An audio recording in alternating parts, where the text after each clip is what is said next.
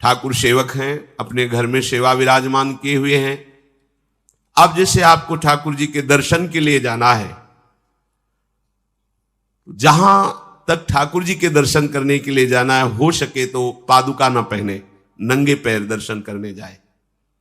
यदि आप में ऐसी सामर्थ्य नहीं है किसी कारण से, तो सीढ़ियों में पादुका नहीं पहनना चाहिए। जहां से मंदिर की सीढ़ियां हैं, पादुका उतारकर माथा रखकर सीढ़ी में फिर चढ़ना चाहिए। खड़ाओं या पादुका पहन करके श्री विग्रह के दर्शन करने के लिए जाने में फिर अपराध लगता है। अरे अपने मालिक के दर्शन करने जा रहे हैं, स्वामी के दर्शन करने जा रहे हैं, प्रभु के दर्शन करने जा रहे हैं, तो अपनी कुटिया से और मंदिर तक नंगे पैर जाना चाहिए। ये भावना रखनी चाहिए। भरत जी जा रहे हैं प्रभु के दर्शन करने के लिए, अयोध्या से पैदल ही चले थे, तो सुकुमार चरणारविंद तो बड़े बड़े फफोके छाले पड़ गए थे। वशिष्ठ जी ने देखा, सबने मिलकर भरत जी से कहा पालकी पे बैठ जाइए। तो उनका हाँ, मेरे प्रभु यहां नंगे पैर चले हैं और मैं पालकी पे बैठ जाऊं? उचित तो यह है कि अपने प्रभु के दर्शन के लिए मैं जा रहा हूं, तो जहां जहां प्रभु के चरण पड़े वहां मेरा शीश पड़े, अर्थात सिर भर जाऊं। उचित असमोरा सबते सेवक धर्म कठोरा, यहां मैं सर के बल चल के जाऊं पर असमर्थ हूं। तो आप कह रहे हैं पैर में छाले पड़ गए, आप सवारी में बैठ जाइए, ऐसा नहीं हो सकता। तो अपने प्रभु के दर्शन करने के लिए जब जाए तो हो सके, सामर्थ्य हो तो पादुका न पहने, कोई खड़ाऊं चप्पल जूता आदि ना पहने। अगर पहने हैं तो बस सीढ़ी तक ही पहन कर जाए, ऊपर सीढ़ियों के नहीं। इतने सुकुमार मत बनो, ये आग में जलाया जाएगा शरीर, ये गाड़ दिया जाएगा शरीर, इससे ज्यादा प्यार ना करो। दूसरा, प्रभु के जो उत्सव हैं, कृष्ण जन्माष्टमी, राधा अष्टमी और भी जो भागवतिक उत्सव हैं, यदि आप अपने आराध्य देव का उत्सव नहीं मनाते हैं तो ये सेवापराध है, मनाना चाहिए। चार लोग मिल करके सुंदर फूलों से पत्रों से श्रृंगार करके प्रभु की जय घोष करनी चाहिए, प्रभु की कथा करनी चाहिए, आपस में बैठ करके भगवान के जन्म अवतार की, लीला अवतार की कथा कहे, नाम कीर्तन करे। अगर ऐसा नहीं करता तो ये अपराध है। तीसरा, प्रभु या गुरुदेव के सामने जाकर प्रणाम ना करना, यह अपराध है। जय बार सामने जाए तय बार प्रणाम करें। अगर आप अस्वस्थ हैं, आपका शरीर काम नहीं कर रहा, तो हाथ जोड़कर सर झुका दीजिए, नहीं तो पंचांग या साष्टांग प्रणाम कीजिए। जय बार गुरुदेव से मिले, जय बार प्रभु के श्री विग्रह के सामने जाए, तय बार प्रणाम करें। अगर अपनी कुटिया में भी प्रभु विराजमान है तो जय बार उनके सामने, इससे दासत्व पुष्ट होता है, प्रभु की कृपा प्राप्त होती है, प्रणाम करें। चौथा, यदि आप अपवित्र हैं, शौच में गए हैं और वहां वैसे ही वस्त्र पहने हुए जिसमें आपने शौचालय में प्रवेश किया, शौच किया, उन्हीं वस्त्रों से अपवित्र दशा में प्रभु के सामने नहीं जाना चाहिए। इसीलिए हमारी बुद्धि मलिन हो जाती है, कोई सिद्धांत समझता ही नहीं है। जो शौचालय है उसमें उतने ही वस्त्र पहन कर जाएं जितने हम धो सकते हैं। अगर आपको बार बार शौच लग रही है तो आप कमर से जरूर स्नान करें, यहां से हाथ धो लीजिए, कुल्ला कीजिए, नाक, आंख, कान, इन छिद्रों को पवित्र कीजिए और वही वस्त्र पहनिए, या उनका हो, नहीं तो जो अन्य वस्त्र हैं, आजकल तो सुविधा है, कोई बाहर तो जाना नहीं होता, वस्त्र उतार दीजिए, उतना पहनिए जितना धो सकते हैं। यदि आप ठाकुर सेवक हैं, भजन करने वाले हैं, ये पवित्रता नहीं रखेंगे तो जहां जो कुछ भी छुएंगे सब अपवित्र हो जाएगा, और अपवित्र बुद्धि भगवान में नहीं लगती, ओ मलिनता छा जाती है।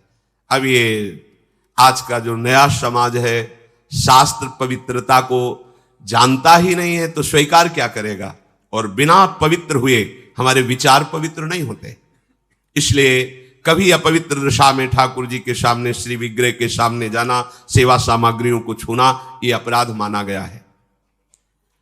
प्रभु के सामने या गुरुदेव के सामने जाके ऐसे करना, एक हाथ से प्रणाम करना, ये सेवा अपराध माना गया है।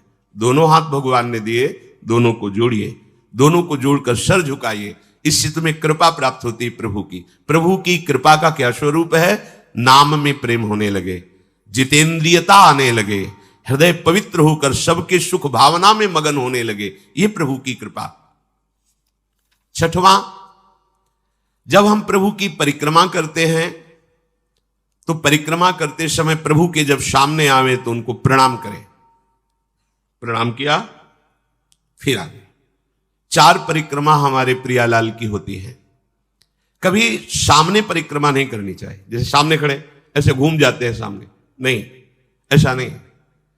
प्रभु के सामने ऐसे नहीं घूमना, वहीं खड़े खड़े घूम गए 4, ऐसा नहीं। प्रभु को दाहिने करके प्रदक्षिणा। अगर आप प्रभु को प्रणाम नहीं करते, परिक्रमा करते हुए या सामने घूमते, ये सेवा अपराध है। 7वां, प्रभु के सामने गए मंदिर में और आप पैर फैला के बैठे, सामने ऐसे पैर फैला लिए, ऐसे फैला के बैठे, ये अपराध है। अपने आराध्य देव के सामने, अपने गुरुदेव के सामने पैर फैला के नहीं बैठा जाता। यदि आपके पैरों में कोई दोष है तो उतनी देर ही रुकिए जितनी देर आप खड़े दर्शन कर सकते हैं। सामने से हट जाइए, सामने पैर नहीं होने चाहिए आपके। 8वां, प्रभु के श्री विग्रह के सामने दोनों घुटनों को ऊंचा करके अपने हाथों से लपेट कर बैठना। ऐसे ऐसे घुटने दोनों खड़े करके ऐसे जैसे बांध कर ऐसे ऐसे बैठना सेवा अपराध है। प्रभु के श्री विग्रह के सामने, अब जैसे मंदिर में गए, थके हैं आप, दीवार में उड़क करके ऐसे सो, यह अपराध है। प्रभु के श्री विग्रह के सामने उतनी देर ही टिको, बस जितनी देर आप सावधान है, नहीं बाहर निकल जाओ, एकांत सेवन करो। श्री विग्रह के सामने उतनी देर ही। दर्शन करने गए, केवल आपकी दृष्टि नक्शिख लो अंगंग माधुरी, प्रभु की केवल दर्शन करें, आंख बंद कर ली, ध्यान किए, फिर दर्शन, फिर ध्यान। जब मन देखा कि चंचल होने लगा, नेत्र झुकाए, प्रणाम किया, मंदिर से बाहर हो गए। किसी से वार्ता नहीं। प्रभु के श्री विग्रह के सामने उनके चरणामृत और प्रसाद को छोड़कर अन्य नहीं पाना। प्रसाद मिला तो पा गए, चरणामृत मिला तो पी लिए। इसके अलावा ऐसा नहीं कि अब जगह है, प्रभु है, चलो और कुछ नहीं। वहां कोई खाना पीना, कोई व्यसन, ये अपराध है। प्रभु के श्री विग्रह के सामने बैठकर बात करना और उसमें झूठ बोल देना, ये दोनों अपराध है। प्रभु के दर्शन करने के लिए जब जाइए तो बोलिए मत किसी से, और कैसे हो, क्या है, कुछ नहीं, शांत, राधा राधा राधा। भैया बात करनी तो बाहर मिलना, यहां हम दर्शन, आप भी दर्शन कीजिए और हट जाइए उससे। अगर कभी कोई अपना पूज्यजन, बड़ा जन है, हमसे बात कर रहा है, उसको कैसे कहें कि आप हट जाइए? तो जितनी बात हो भागवतिक हो और सत्य हो, क्योंकि वहां सत्य साक्षी देने की नहीं, प्रभु विराजमान है। वहां का झूठ तुम्हारे पुण्यों को नष्ट कर देगा। पहले भी जब कोई बात सत्य कहलानी होती थी तो कहा जाता था मंदिर में चढ़ के बोल दो, फिर हम दोबारा तुमसे नहीं पूछेंगे। वो हाँ चलो, तो मंदिर में बोल रहा है मतलब सत्य बोल रहा है। प्रभु के सामने झूठ बोलना या अन्य वार्ता करना, यह अपराध है। प्रभु के श्री विग्रह के सामने जोर जोर से किसी को बुलाना, जोर से आवाज नहीं, स्वामी विराजमान है। अगर किसी को बुलाना भी है, इशारे से समीप जाके स्पर्श करके चलो दर्शन करो। प्रभु के श्री विग्रह के सामने आपस में प्रापंचिक बात करना, अगर बात ही करनी, आज देखो कितना सुंदर मोर मुकुट है, आज देखो कितना सुंदर प्रभु का हार है, आज देखो कैसे मकराकृत कुंडल है, आप देख रहे हो, प्रभु ऐसा लग रहा है मुस्कुरा रहे हैं, प्रभु देख रहे हैं। बस उनके विषय की बात करो तो करो, अन्यथा मौन। प्रभु के श्री विग्रह के सामने लड़ाई झगड़ा कर देना। अगर आप बिहारी जी के सामने, राधा वल्लभ जी के सामने, राधा रमण जी के सामने कोई आपको धक्का दे रहा है, कोई आपको कटु व्यवहार कर रहा है, आप चुप रहिए। आपको प्रतिकार नहीं करना, मालिक हैं वो देख रहे हैं, बिल्कुल शांत रहिए। बहुत बड़ा हिसाब हो जाएगा आपका, जन्म जन्मांतरों के अशुभों का नाश हो जाएगा। और अगर लौट कर आपने गाली दे दी और थप्पड़ मार दिया तो ये कलह आपके पुण्यों का नाश कर देगी। बहुत सावधानी से भगवत दर्शन किए जाते हैं। प्रभु के श्री विग्रह के सामने किसी को किसी भी प्रकार से पीड़ा देने की भावना कर लेना, भावना भी नहीं करनी पीड़ा देने की, प्रगट में देने की तो बात जाने दो। नहीं नहीं, प्रभु मानो आपने को कोई पीड़ा पहुंचा है तो प्रभु आप सर्व सामर्थ्यशाली, इसकी बुद्धि शुद्ध कर दो, इसका मंगल हो जाए। तो उसकी शुद्ध होगी कि नहीं, उसका मंगल होगा कि नहीं, प्रभु जाने। आपका मंगल हो जाएगा, आपकी बुद्धि शुद्ध हो जाएगी। प्रभु के श्री विग्रह के सामने किसी को आशीर्वाद देना, आप प्रभु के दर्शन करने गए, कोई आपको प्रणाम कर रहा, खुश रहो जय हो जय, नहीं, देखना भी नहीं उधर, सीधे प्रभु की तरफ देखो। वहां कोई भी कहीं भी किसी को भी प्रणाम करे, प्रणाम प्रभु को हो रही है, आप बिल्कुल ये मानकर कि मेरे को प्रणाम कर रहा है उसको आशीर्वाद, बिल्कुल नहीं, प्रभु की तरफ केवल देखें। अगर किसी को ऐसे तो वो अपराध बनता है। प्रभु के श्री विग्रह के सामने किसी को गाली देना, निष्ठुर वचन बोलना, यह अपराध है। प्रभु के श्री विग्रह के सामने कंबल से शरीर ढक करके वहां बैठना, ऐसा। ये जो हमारा भजन करते हुए, सेवा करते हुए मन कठोर होता है, प्रेम में नहीं डूबता है, हमसे गलतियां होती रहती हैं। प्रभु के श्री विग्रह के सामने बैठ करके दूसरे की निंदा कर देना, ऐसा होता है। जैसे श्री जी के सामने बारंडा है, से जहां समाज होती, वहां बैठे हैं, हम घंटों बैठे हैं, अब आपस में चर्चा कर रहे हैं, अमुक की, ये अपराध है। एक की प्रशंसा, एक की निंदा, और प्रभु सामने बैठे हैं। बिल्कुल वहां बैठना है तो मंत्र जप करो, नाम जप करो, या पद गान करो जिनमें उनकी लीलाओं का गायन किया गया है। प्रभु के श्री विग्रह के सामने किसी को हाथ जोड़कर उसकी बड़ाई करना नहीं, प्रभु के सामने नहीं।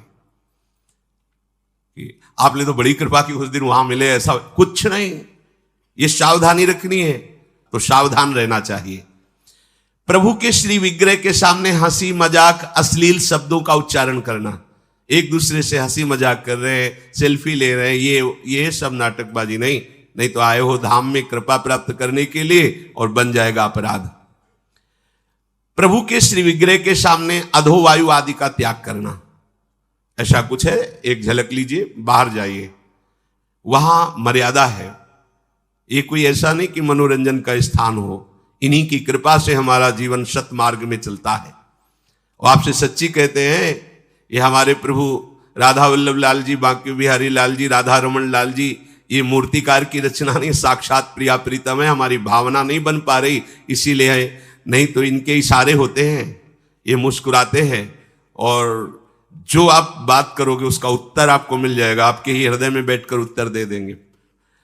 कई बार ऐसी प्रभु की तरफ से इशारे होते हैं कि साक्षात प्रभु विराजमान है, बस आपकी भावना जाकी रही, भावना जैसी प्रभु मूर्ति देखी तिन तैसी।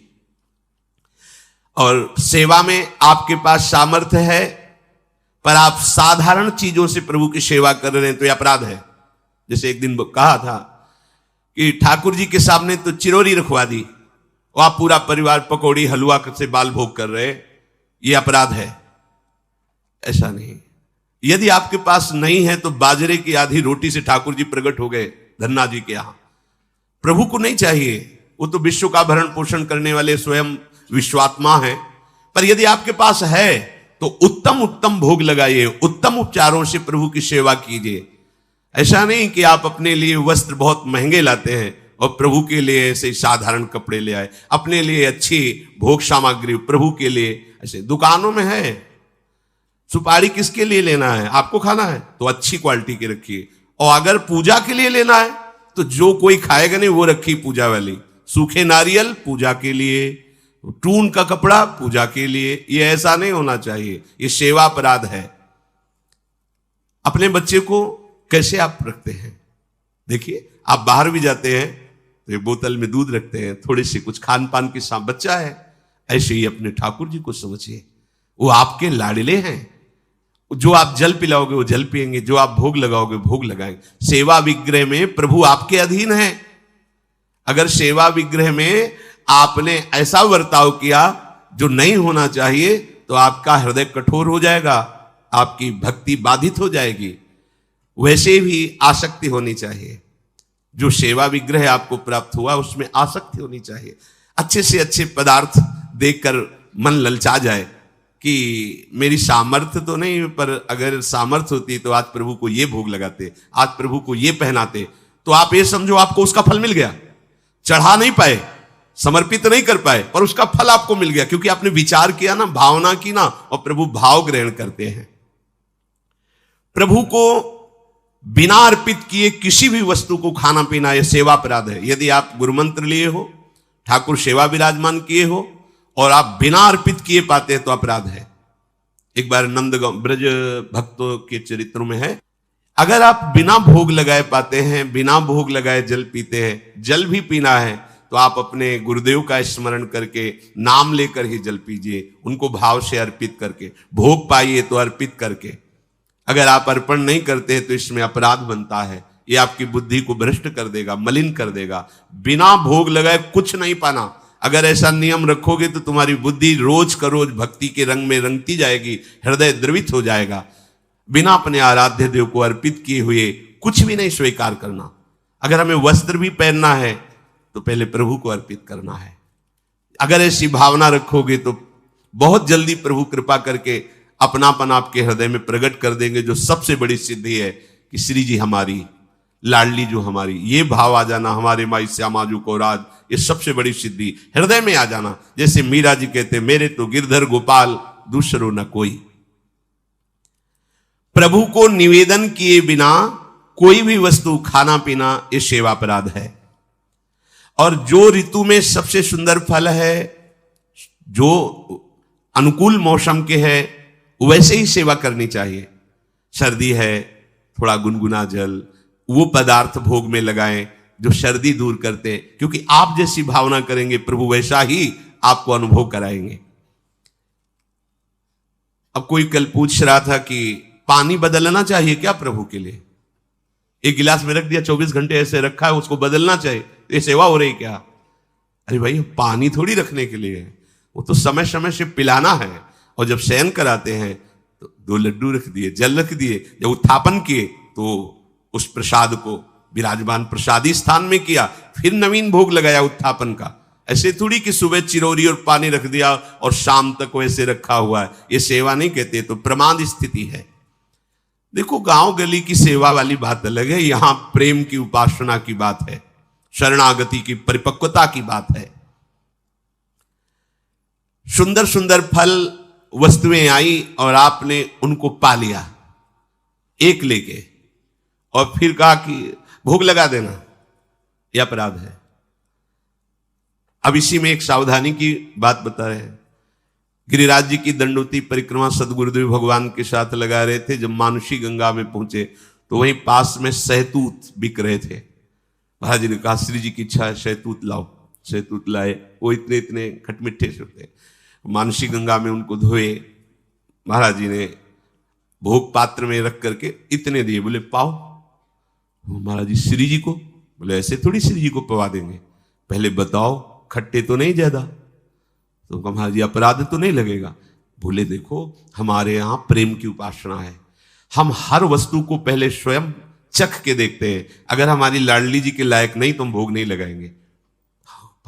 अब ये ज्ञान तो हमें पहले था नहीं, क्योंकि पहले था कि बिना भगवान को प्रभु को अर्पित किए हुए एक किनका भी नहीं, क्योंकि सबसे पहले प्रभु। लेकिन ये इससे भी श्रेष्ठ बात है, हमारे लाडली लाल को कहीं ऐसा कोई भोग न लग जाए जो दुखद हो, तो हम पहले कढ़ी चावल रोटी सब सामग्री बनी। अब हम देखेंगे, पहले एक चम्मच निकाले, अलग लिए, हाँ कढ़ी ठीक है, बहुत सुंदर, ठीक।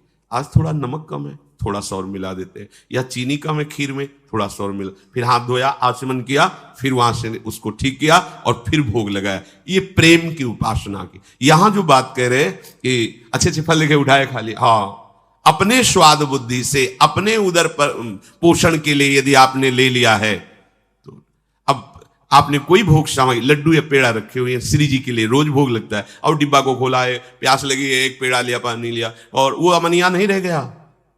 अब आपने ले लिया, पहले तो अपराध लगा कि आपने अमनिया पाया, दूसरा सादा वो पदार्थ जो रखा था वो सब बेकार हो गया, श्री जी के भोग लायक नहीं। बहुत होश में सेवा में प्रभु के श्री विग्रह के सामने पीठ करके बैठ जाना।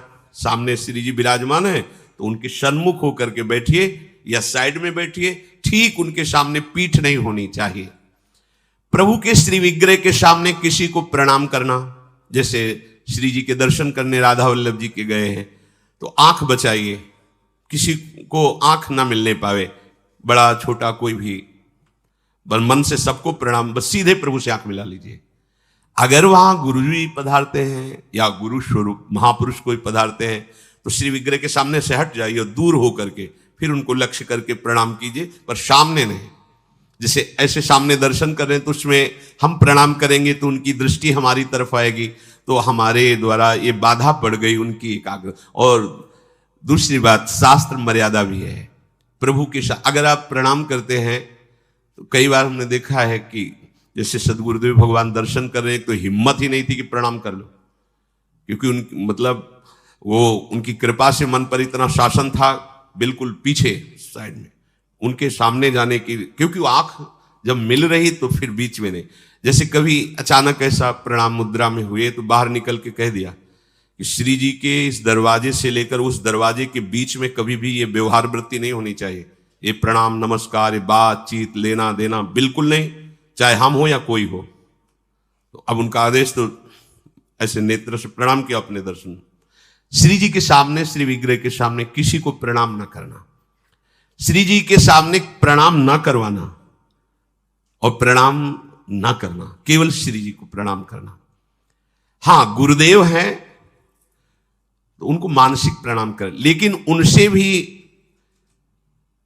प्रार्थना करना, बातचीत करना, कोई सलाह लेना या कोई चर्चा करना निषेध किया जा रहा है। कुशल प्रश्न, उनका स्तवन आदि, क्योंकि उनको विघ्न पड़ेगा। हमारी श्री जी में गुरुदेव में अंतर नहीं, लेकिन इस समय गुरुदेव की दृष्टि श्री जी में है। अगर हम जरा भी बातचीत की, प्रणाम कर रहे तो उनकी चित्तवृत्ति, उनकी दृष्टि हमारी तरफ आएगी, ये हमारे द्वारा अपराध बन गया। हम उनको सुख प्रदान करने के लिए हम छुप जाएं कि वो हमें देखे भी ना और वो श्री जी को देखे। अपने मुख से अपनी प्रशंसा करना, यह सेवा अपराध के अंतर्गत है। सेवक को कभी स्वामी के सिवा किसी की प्रशंसा नहीं करनी चाहिए, ना अपनी ना पराये की, केवल अपने आराध्य देव की बात। किसी की भी निंदा करना बिल्कुल नहीं, ये तो घोर अपराध वृत्ति है। पर निंदा के किए ते आवत नहीं कछुआत, मूर्ख पर्वत पाप को ले चल अपने साथ। अगर हम किसी की निंदा कर रहे हैं तो उसके सारे पाप हमारे पास आ रहे हैं, ये आप सच्ची समझ लीजिए। बिना पाप कर्म किए पाप का बोझा आपके माथे पे लद जाएगा यदि आप किसी की भी निंदा करते। काहे को इतना बड़ा घाटा करते? तो निंदा तो नहीं करते पर सुन लेते हैं, कोई कहता तो दोनों का एक ही फल है, कथन श्रवण का एक ही फल है। जैसे एक पाप आचरण कर रहा है और एक पापाचरण की प्रेरणा दी है, जाओ ऐसा कर लो, और एक कहां जा रहे हो, ऐसा करने जा रहे हो, हाँ ठीक है करो, तीनों को बराबर दंड मिलेगा। कर्ता, प्रेरक, अनुमोदन। अनुमोदन हाँ हाँ ठीक है, प्रेरक हाँ ऐसा कर दो, और वो जो करता, चाहे शुभ कर्म हो, तीनों को बराबर फल मिलेगा। अच्छा कहां जा रहे हो, परिक्रमा? अरे भाई बड़े भाग्य की बात है, वृंदावन की परिक्रमा देना, अवश्य लगाओ, नाम जप करते हुए लगाना, पूरा परिक्रमा को उसको फल मिलेगा। अच्छा बैठे क्या कर रहे हो, 2-3 घंटे आप ऐसे बातचीत में नाम कीर्तन करते हुए परिक्रमा लगाओ ना वृंदावन की, चलो छाह लगाते, ये प्रेरणा हुई, वो अनुमोदन हुआ और वो परिक्रमा लगा रहे, तीनों को बराबर फल मिलेगा। ऐसे ही पाप कर्म में है, कर्ता, प्रेरक, अनुमोदन, तीनों को बराबर दंड मिलता है। ये हुए 32 अपराध सेवा के। और 32 उप अपराध, राजा के अन्न का भक्षण करना उप अपराधों में आता है। यदि वो वैष्णव नहीं, भगवत प्रेमी नहीं है, तो राजअन्न को निषेध माना गया है। अंधेरे में श्री विग्रह को रखना, जहां श्री जी विराजमान है वहां एक दीपक ही चाहे जल ले, लेकिन जलना चाहिए, प्रकाश रहना चाहिए। अगर प्रभु शयन भी कर गए तो भी एक दीपक जलना चाहिए। अब तो दीपक की बात ही क्या है, अब तो लाइट व्यवस्था है, तो छोटा सा प्रकाश का ऐसा। जो गुरुदेव ने नियम दिए हैं उन नियम के अनुसार आपकी दिनचर्या होनी चाहिए। मनमानी नहीं, ये मनमानी दिनचर्या का फल होगा गुरु की प्राप्ति, पर भगवत प्राप्ति होगी गुरु प्रदत्त दिनचर्या से। प्रभु के मंदिर में उत्साह पूर्वक प्रभु की सेवा करना, घंटा नाद करना, शंख नाद करना, मृदंग नाद करना, ऐसा। कोई भी अभक्ष वस्तु प्रभु को निवेदन करना ये निषेध है। भगवान ने सब बनाया है तो भगवान को सब हम तो प्याज लहसुन का भी भोग लगा देते, कुछ लोग कहते हैं यह अपराध है। बिल्कुल नहीं, सात्विक भगवान ने आदेश किया है, सात्विक वस्तुओं का भोग लगाइए, इसीलिए निषेध किया जाता है आप ये मत खाइए, आप ये मत खाइए। अरे क्या है, इतनी सी जिभ्या है, यहां से स्वाद खत्म है, यहां से स्वाद है नहीं, केवल इतनी जिह्वा में जितनी देर रहेगा उतना ही स्वाद है। काहे को इस दुष्ट को इतना चंपल बना दो कि दूसरों का हत्या करके मांस खाने के लिए राजी हो जाए, दूसरों के जीवन को नष्ट करने वाली बना दे। ये स्वादेंद्री रसेंद्री, इसको, ये बड़ी दुष्ट है, इसको शासन में रखो। कुछ नहीं होना, बस इतने से यहां गया, घाटी के नीचे माटी मल बन गया, कुछ नहीं है, बाहर है तो बेकार, बस उतना ही में स्वाद है। ये आज तक तृप्त नहीं हुआ, जीवन हो गया इसको खवाते हुए। किसी और का जूठन अपने प्रभु को भोग नहीं लगाना चाहिए। सब भगवत स्वरूप है, पर जैसे अपने प्रियालाल को भोग लगाना है, बोले वहीं और भी भगवत स्वरूप विराजमान, उनके आगे थाली करके फिर ले गए प्रियाल, यह अपराध है। एक तो अपने आराध्य देव का अनन्य होना चाहिए, और अपने प्रियालाल का भोग चाहे जो कोई पाले, लेकिन किसी और का अपने प्रियालाल को भोग नहीं लगता है। सर्वोपम नवनिवृत्त निकुंज विहारिणी बिहारी जू का। अब जैसे कोई भोजन आदि बना है और उसको कोई भी जूठा कर दे, कोई भी बच्चा या कोई भी, कैसे उसे प्रभु को हम भोग नहीं लगा सकते। और सेवा करते समय बोलना मना है। जैसे श्री जी को आप स्नान करा रहे हैं, श्रृंगार कर रहे हैं, तो या तो पद गाइए या नाम कीर्तन कीजिए या मंत्र जप कीजिए, बातचीत करते हुए सेवा नहीं, यह अपराध है उप अपराधों में। इतना पाइए कि सेवा पूजा करते समय बार बार वो अधोवायु हो, ये सब, इसीलिए साधक साधक की तरह भोजन पाता है। किसी से छीन करके जबरदस्ती प्रभु की सेवा पदार्थ लाना ठीक नहीं है। श्रद्धा से दिए गए पदार्थ से ही भोग लगे। देखो, भगवत मार्ग में टैक्स नहीं लगता। जो सच्चा भगवत मार्ग में कहीं किसी में टैक्स नहीं है। ये हमारी अलबेली सरकार है, सब फ्री। हां, तुम्हारी श्रद्धा है, एक फूल रख दिया, एक फल रख दिया, वो आपस में भोग लगाकर प्रसाद रूप से सेवा में आ जाए। ये करो तो इतने रुपया, यहां पर्चा भरो तो इतने रुपया, यहां तो इतने रुपया, तो वो रुपये ही है, सत्य मार्ग नहीं है। सत्य मार्ग श्रद्धा का विषय होता है, टैक्स का राजकीय मार्ग होता है। टैक्स राजकीय मार्ग में लिया जाता है, भागवतिक मार्ग में श्रद्धा चलती। श्रद्धा पूरा तन मन प्राण सर्वस्व समर्पण, ये मार्ग है। इसमें कि हमने इतने भर दिए हैं रुपए पर्चे में, अब हमको ऐसी जगह मिलेगी, वहां बैठेंगे, सुविधा मिले। यहां रुपए से जगह सुविधा और कृपा नहीं मिलती। यहां मन देने से, प्राण समर्पित करने से, अभिमान समर्पित करने से हमारे हरि की कृपा की प्राप्ति होती है। तो किसी से जबरदस्ती, वो जबरदस्ती ही माना जाता है कि अगर तुम्हें अमुक तो फिर भरो इसमें, वो हमारे ठाकुर जी को स्वीकृत नहीं होता। हां, भाव से आया है तो देखो, शबरी जी जूठे बेर प्रभु को अर्पित कर रहे हैं, वाह वाह करके पा रहे।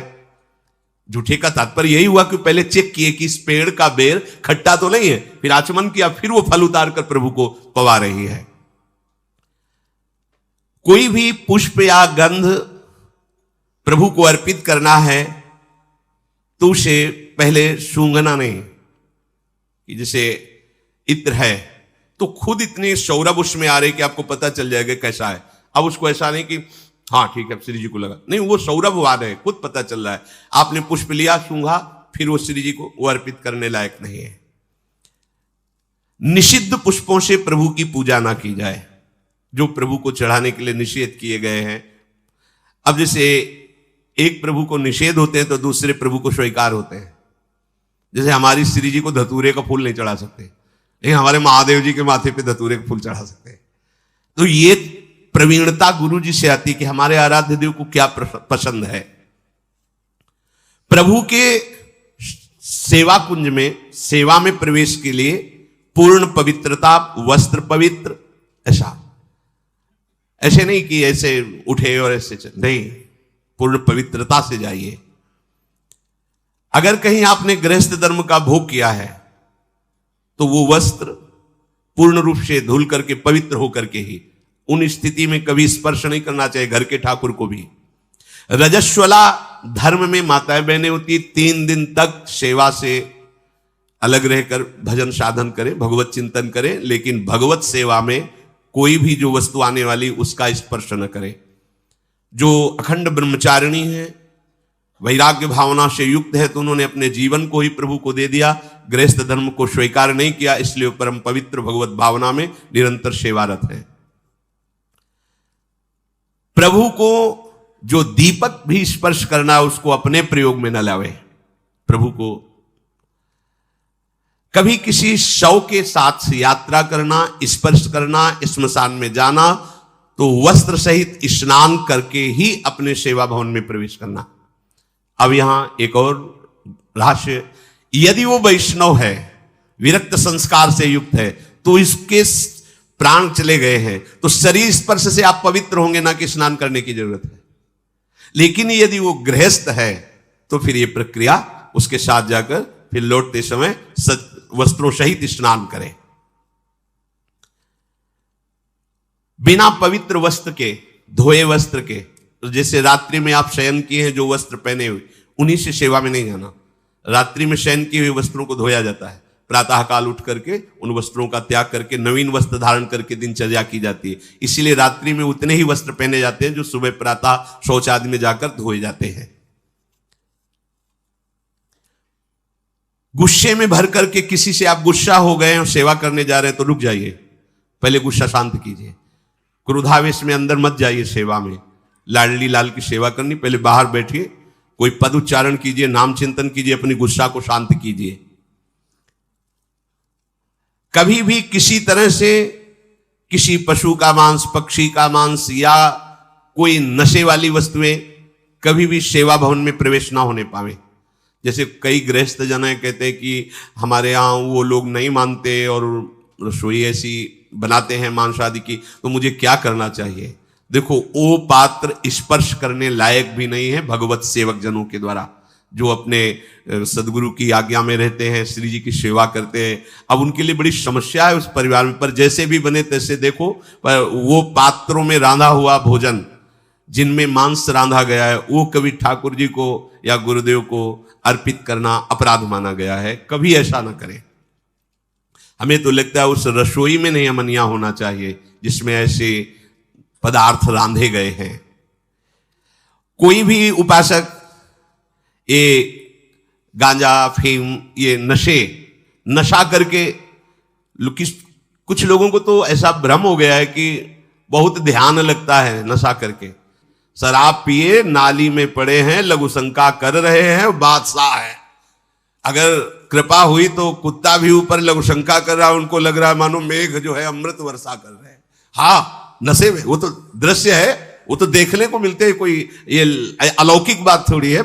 नशा लिया, आपके सारे यंत्र मूर्छावस्था को, शिथिलता को प्राप्त हो रहे हैं। बोले बड़ा आनंद आता है भजन में आनंद आता है। भजन में तो आनंद तब आता है जब सावधान और चेतना युक्त होकर मन से लड़ करके प्रभु में चित्त को जोड़ो, तब आनंद की प्राप्ति हो। कोई भी नशा भगवत प्राप्ति करा देता तो शास्त्रों में लिखा होता, कहीं नहीं, सब जगह महापुरुषों ने निषेध किया। कुछ सिद्ध पुरुषों में ऐसी लीलाएं होती हैं, पर उनकी हम होड़ थोड़ी कर सकते हैं। एक महापुरुष थे जो 10 ग्राम संखिया जहर रोज पाते थे। 10 ग्राम, अगर 2-4 बीज संखिया जहर के पालो तो मर जाओगे। तो उड़िया बाबा को विश्वास नहीं हुआ, तो जहां सुना वहां गए, उनसे कहा, महाराज आप 10 ग्राम संखिया जहर पाते? बोले रोज। बोले 4 बजे पाते हैं? तो बोले हम रुकेंगे आपके पास, देखेंगे। 4 बजे सिलबट्टा में रखा, इतने बीज 10 ग्राम में चढ़े होंगे। और बाबा ने देखा कि बोले इतने में तो 150 लोग मर जाएंगे, और बांटा और धो करके सिलबट्टा अपने खप्पर में डाला और पी गए। बाबा ने कहा, हमको इसका रहस्य बताओ कि जहर आप पर प्रभाव क्यों नहीं करता? तो बोले आज से थोड़ी खा रहे हैं, हमने बचपन से अभ्यास किया था, एक बीज लेके घसा और चाट लिया। वो एक बीज का अभ्यास करते करते आज 1 तोला 10 ग्राम जहर पचा लेता हूं। ये संतों की लीलाएं होती। कई ऐसे महापुरुष होते हैं जिनमें ये बातें देखी जाती है, पर वो बात साधक को नहीं स्वीकार करनी। वो सिद्धावस्था को प्राप्त महापुरुष क्या लीला करते हैं। अभी कल के सत्संग में था, उपनिषद में आचार्य गुरुदेव अपने शिष्य से कहते हैं, जो मेरे आचरण शास्त्र से प्रमाणित हो वही आचरण करना, सब मेरे आचरण अनुकरण मत करना। भगवान शंकर जगत गुरु हैं, हलाहल विष पान किया, गले में रोक लिया, हम एक घूंट पानी नहीं रोक सकते। एक बूंद घाटी द्वार में चला जाता है तो खोक खोक करने लगते हैं। समुद्र मंथन के द्वारा निकला हुआ हलाहल विष भगवान गले में रोक गए। शरीर में तेल आदि लगा करके भगवान की सेवा में जाना निषेध किया गया है। तेल लगाने का ऐसा स्वरूप है कि नहाने के पहले आप लगा सकते हो, नहाने के बाद रज लगाओ वृंदावन की, तिलक लगाओ और फिर श्री जी की सेवा में जाओ। तो इन अपराधों से मुक्त होकर के हमारी सेवा भावना पुष्ट होती है।